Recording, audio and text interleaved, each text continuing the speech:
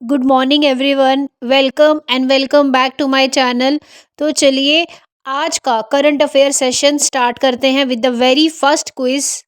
That is recently India में सबसे पहला हाइपर लूप टेस्ट ट्रैक किसने डेवलप किया? तो ये डेवलप किया है IIT Madras and Indian railways ने, राइट। अब ये होता क्या है हाइपर लूप टेस्ट ट्रैक? हमारे पास ट्रांसपोर्टेशन के अलग अलग मोड्स हैं। एयरप्लेन मोड जो है सबसे फास्टेस्ट है अभी तक। एयरप्लेन से भी फास्टेस्ट मोड आया है now, that is hyperloop test track, जिसमें वैक्यूम ट्यूब्स और मैग्नेट्स का यूज़ किया जाएगा टू एलिमिनेट फ्रिक्शन। इसकी स्पीड कितनी रहेगी? 1200 किलोमीटर प्रति घंटा। लेंथ कितने ये जो हाइपर लूप टेस्ट ट्रैक है जैसे पिक्चर में दिख रहा है, कितने लेंथ का बनाया गया है? 422 मीटर का। नेक्स्ट इज हेरात फेस्टिवल कौन सी कम्युनिटी सेलिब्रेट करती है हर साल? रिसेंटली इसे सेलिब्रेट किया गया बाय कश्मीरी पंडित्स। हर साल कश्मीरी पंडित इसे सेलिब्रेट करते हैं, Herat festival, right. Herat basically दो वर्ड से मिलकर बना है, हेर एंड रात, मतलब हर रात शिव की रात्रि होती है, दैट इज शिवरात्रि। तो जो हम शिवरात्रि बनाते हैं उसे ही कश्मीरी पंडित हेरात फेस्टिवल के नाम से सेलिब्रेट करते हैं हर साल, राइट। ये फेस्टिवल शो करता है क्या? Cultural identity of Kashmiri Pandit community की। जेएंडके में tulip festival, shikara festival and saffron festival भी सेलिब्रेट किया जाता है, right. Recently national science day मनाया गया। हर साल कब मनाया जाता है नेशनल साइंस डे? 28 फरवरी को, राइट। सो 28 फरवरी को सेलिब्रेट किया जाता है हर साल नेशनल साइंस डे। क्यों? क्योंकि 28 फरवरी 1928 में डॉक्टर सीवी रमन ने डिस्कवर किया था किसे? रमन इफेक्ट को, और इसी के लिए इन्हें 1930 में दिया गया था क्या? Nobel prize. इसीलिए 1986 में गवर्नमेंट ऑफ इंडिया ने डिक्लेयर किया 28 फरवरी को हर साल सेलिब्रेट किया जाएगा national science day, right. So next is vulture की पॉपुलेशन सबसे ज्यादा किस स्टेट में रिकॉर्ड की गई है रिसेंटली? सो वल्चर की पॉपुलेशन सबसे ज्यादा पूरे भारत में कहाँ पर है? मध्य प्रदेश में, right. So highest vulture population in India Madhya Pradesh में है। रिसेंटली 2024 का अगर रिकॉर्ड देखा जाए उसके कंपैरिजन में 2025 में वल्चर की पॉपुलेशन बढ़ गई है मध्य प्रदेश में। ये सेंसस 2025 का किसने कंडक्ट करवाया था? मध्य प्रदेश फॉरेस्ट डिपार्टमेंट ने, ठीक है। वल्चर की पॉपुलेशन रेट देखा जाए तो डिक्रीज हुआ है, क्योंकि डाइक्लोफिनाक जो है ड्रग यूज किया जाता था ये एनिमल्स में, अब बैन हो चुका है गवर्नमेंट ऑफ इंडिया के द्वारा, राइट। फिफ्थ इज किस स्टेट या यूनियन टेरिटरी में रिसेंटली रजिस्टर की गई है EFIR, that is electronic FIR? Jammu and Kashmir में रिसेंटली रजिस्टर हुई है ऑनलाइन FIR, राइट। FIR की फुल फॉर्म क्या होती है? First information report. EFIR का मतलब है FIR को ऑनलाइन दर्ज करवाना व्हाट्सएप या ईमेल के थ्रू। व्हाट्सएप के थ्रू इसे रजिस्टर करवाया इम्तियाज अहमद धर ने, और ईमेल के थ्रू इसे रजिस्टर करवाया मुश्ताक अहमद भट्ट ने जम्मू एंड कश्मीर में, right. So next is recently conduct करवाई गई anti naval anti ship missile का टेस्ट कहाँ कंडक्ट करवाया और किसने कंडक्ट करवाया? ये DRDO और इंडियन नेवी ने रिसेंटली कंडक्ट करवाया नेवल एंटी शिप मिसाइल का सक्सेसफुल टेस्ट। इसे लॉन्च किया गया बेसिकली हेलीकॉप्टर से। क्या स्पेशल फीचर है इस मिसाइल का? कि अगर मुझे कोई टारगेट करना है किसी पॉइंट पर इस मिसाइल को फ्रॉम द हेलीकॉप्टर, और अगर मुझे वो टारगेट चेंज करना है हवा में ही, मैं चाहती हूँ टारगेट 1 नहीं टारगेट 2 पर मुझे मिसाइल डालनी है, तो ये भी कर सकती है ये मिसाइल हवा में ही, ठीक है। इसे टेस्ट कहाँ किया गया? चांदीपुर उड़ीसा में, राइट। सो नेक्स्ट इज किस टीम ने रिसेंटली रिकॉर्ड बनाया है बिगेस्ट सक्सेसफुल रन चेस करने का इन आईसीसी चैंपियंस ट्रॉफी 2025 जो रिसेंटली कंक्लूड हुई? ऑस्ट्रेलिया ने। बेसिकली क्या हो रहा था? आईसीसी चैंपियंस ट्रॉफी 2025 का मैच चल रहा था इंग्लैंड और ऑस्ट्रेलिया के बीच में, जिसमें इंग्लैंड ने कितने स्कोर किए? 351 इन 50 ओवर्स, जबकि ऑस्ट्रेलिया ने जब इसे चेस किया तो 356 रन बनाए इन 47.3 ओवर्स, ठीक है। ये जो मैच हो रहा था इंग्लैंड और ऑस्ट्रेलिया के बीच में, ये हो रहा था गद्दाफी स्टेडियम लाहौर में। आईसीसी चैंपियंस ट्रॉफी हर 4 साल में एक बार ऑर्गेनाइज करवाई जाती है। वनडे इंटरनेशनल फॉर्मेट में खेली जाती है। इसके ऑर्गेनाइजर है आईसीसी। 2025 में इसका 9th एडिशन ऑर्गेनाइज करवाया गया पाकिस्तान और दुबई ने मिलकर 9 टू 9 मार्च 2025 तक। भारत अपने साथ सबसे बड़ी लैंड बाउंड्री किस कंट्री के साथ शेयर करता है? बांग्लादेश के साथ इंडिया शेयर करता है लॉन्गेस्ट लैंड बाउंड्री। क्यों हम डिस्कस कर रहे हैं? क्योंकि रिसेंटली इंडिया और बांग्लादेश के बीच में मीटिंग्स हुई थी बॉर्डर सिक्योरिटी को लेके। ठीक है, इंडिया और बांग्लादेश के बीच में रिसेंटली बॉर्डर सिक्योरिटी को लेके मीटिंग हुई थी। कई इश्यूज डिस्कस किए गए कि हमने कहाँ पर फेंसिंग करनी है, कहाँ पर उन्हें खतरा लग रहा है इंडिया और बांग्लादेश को अपनी सिक्योरिटी बढ़ाने के लिए। ठीक है, सो इंडिया और बांग्लादेश की जो लैंड बाउंड्री है वो सबसे बड़ी है। ठीक है, फर्स्ट नंबर पर आती है with the length of 4096 kilometre. जो इंडिया के बाकी नेबरिंग कंट्रीज हैं उनके साथ भी अगर हम देख ले लैंड बाउंड्री एक बार तो बेहतर होगा। चाइना के साथ सेकेंड नंबर पर लैंड बाउंड्री है।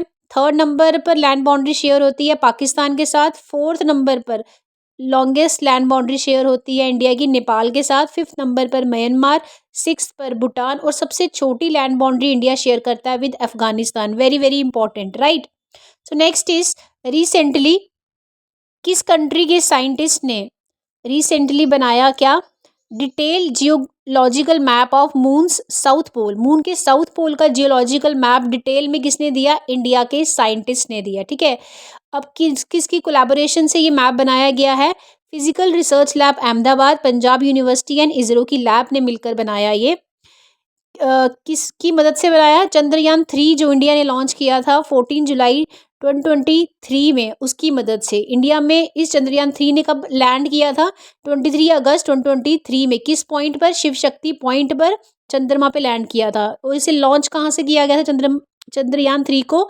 सतीश धवन स्पेस सेंटर, श्रीहरिकोटा, आंध्र प्रदेश से। ठीक है, इसमें दो इंपॉर्टेंट चीज थी इस यान में। लैंडर, इसका नाम था विक्रम, और रोवर जो घूमेगा दैट इज प्रज्ञान। तो चंद्रयान 3 की मदद से जियोलॉजिकल मैप बनाया है इंडिया ने मून के साउथ पोल का। रिसेंटली प्रकृति 2025 भारत की पहली international carbon market conference held की गई। कहाँ पर? न्यू दिल्ली में। अभी क्या कॉन्फ्रेंस है, आइए इसे देखते हैं डिटेल में। India first international carbon market conference that is प्रकृति 2025 न्यू दिल्ली में ऑर्गेनाइज की गई। इसे ऑर्गेनाइज किया किसने? Bureau of energy efficiency. ठीक है, under the ministry of power. क्या एम है बेसिकली इस कार्बन मार्केट कॉन्फ्रेंस को बनाने का? सपोज ये दो कंपनी है, एक कंपनी को गवर्नमेंट ने 100 यूनिट कार्बन कि वो यूज़ कर सकता है जब भी अपने किसी प्रोडक्ट की मैन्युफैक्चरिंग करेगा। ठीक है, सपोज उस कंपनी ने 90 यूनिट यूज़ किए, 10 यूनिट बच गए। दूसरी कंपनी को भी गवर्नमेंट ने कितने दिए? 100 यूनिट कार्बन दिया कि तुम यूज़ कर सकते हो कोई भी प्रोडक्ट प्रोड्यूस करने पर। उसने 110 यूनिट कार्बन को यूज़ किया। ठीक है, अब उसके बाद 10 यूनिट कम हो गए, तो अब ए कंपनी बी कंपनी को 10 यूनिट बेचेगी। ठीक है, और पैसे लेगी। ऐसे ये कार्बन मार्केट बनेगी और बैलेंस बनेगा एनवायरमेंट में। ठीक है, next is recently ministry of road transport and highways ने एक एनुअल रिपोर्ट जारी की जिसके अकॉर्डिंग इंडिया का rank in terms of road network में कितना है? सेकंड। वेरी इंपॉर्टेंट, पहले देख लें फर्स्ट रैंक किसका है रोड नेटवर्क में? अमेरिका का, second India, third China. India के रोड नेटवर्क कितना फैला हुआ है ये देख लेते हैं। 63.45 लाख किलोमीटर। इसमें से नेशनल हाईवेज हैं, स्टेट हाईवेज हैं और एक्सप्रेसवेज हैं हमारे पास। नेशनल हाईवेज की कंस्ट्रक्शन कौन करता है? National highway authority of India. State highways की कंस्ट्रक्शन करते हैं state highways and state government. Expressways जो सबसे फास्ट होते हैं, ठीक है, नेशनल हाईवेज से भी फास्ट कौन से होते हैं? एक्सप्रेसवेज। उन्हें कौन बनाता है? National highways authority of India and state government, right. So next is recently Asia snooker championship 2025 की किसने जीती? ये जीती है पंकज अडवाणी ने। एशियन स्नूकर चैंपियनशिप 2025 की recently won by Pankaj Advani. इसे ऑर्गेनाइज करवाया गया था दोहा, कतर में। ऑर्गेनाइज इसने करवाया था Asian confederation of billiard sports and Qatar billiard sports federation ने। 2025 के विनर रहे इसमें पंकज अडवाणी। इन्होंने किसको हराया? इन्होंने हराया आमिर सरकोश को जो ईरान के प्लेयर थे, right.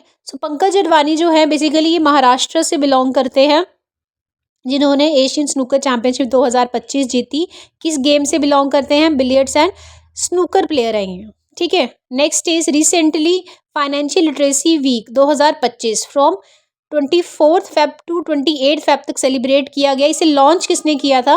Reserve Bank of India ने।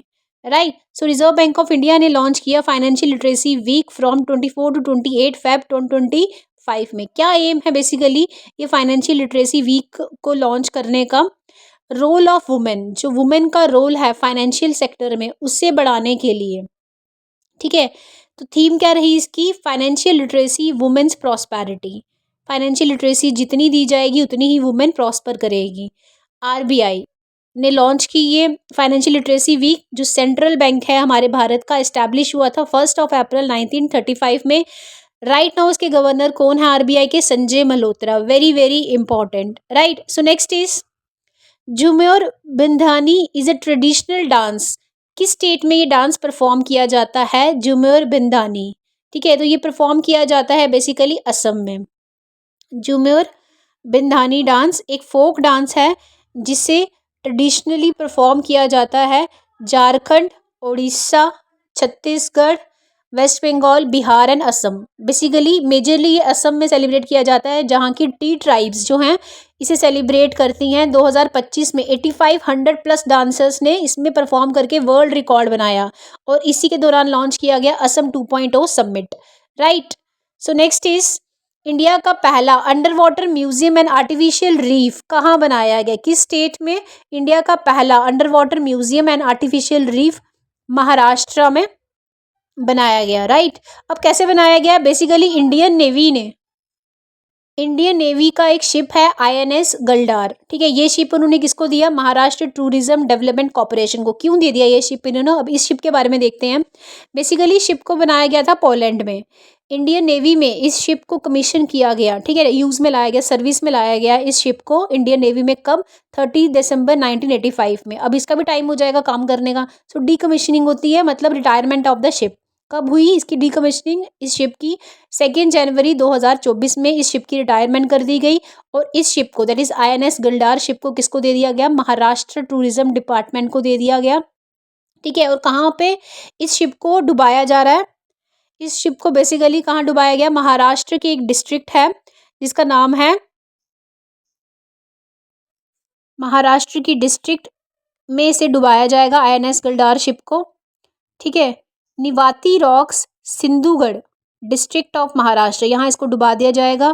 फिर क्या होगा? आर्टिफिशियल क्या बन जाएगा ये? अंडर वाटर म्यूजियम और आर्टिफिशियल रीफ बन जाएगा ये, जिसमें क्या होगा? लोग देखने आएंगे, पर्यटन बनेगा, टूरिज्म बढ़ेगा, वहाँ के लोगों को क्या मिलेगी? लाइवलीहुड मिलेगी। इसीलिए बेसिकली ये भारत का पहला अंडर वाटर म्यूजियम बनाया गया। कहाँ? महाराष्ट्र में।